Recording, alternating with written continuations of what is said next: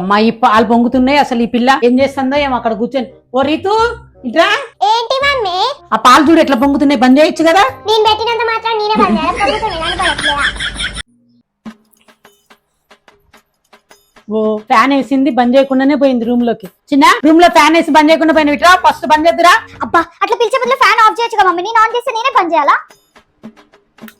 దాహం అయిపోయింది. అబ్బా ఈ అమ్మ ఒకటి టీవీ ఆఫ్ చేయదు. ఎప్పుడు చూడు సైలెంట్ గా పోయి పడుకుంటాడు. అమ్మా అమ్మా డోర్ తీ. ఏంటి చిన్న? అమ్మ నువ్వు టీవీ ఆఫ్ చేయలేదు. టీవీ ఆఫ్ చేయకపోతే మాత్రం ఆన్ చేసి ఉంటే బంద్ చేయకూడదా? నేనే బంద్ చేసుకోవాలా? పోయి పడుకునేదాన్ని లేపి మరి బంద్ చేయించాలా? బంద్ చేయొచ్చు కదా. అమ్మా అమ్మా అమ్మ నువ్వు ఒకసారి అర్జెంట్ ఇంటికి రా. ఏం జరిగింది ఇంట్లో అంత అర్జెంటుగా రా అని చెప్తాను. కింద కూర్చొని 5 నిమిషాలు కూడా దా చూపిస్తారా? ఏం చూపిస్తావే? అగో ట్యాప్ ఆఫ్ చేయాలి. నీళ్లు పోతున్నాయి కదా చూసి బంద్ చేయొచ్చు కదా. నేను ఆన్ చేస్తే నేనే బంద్ చేయాలా?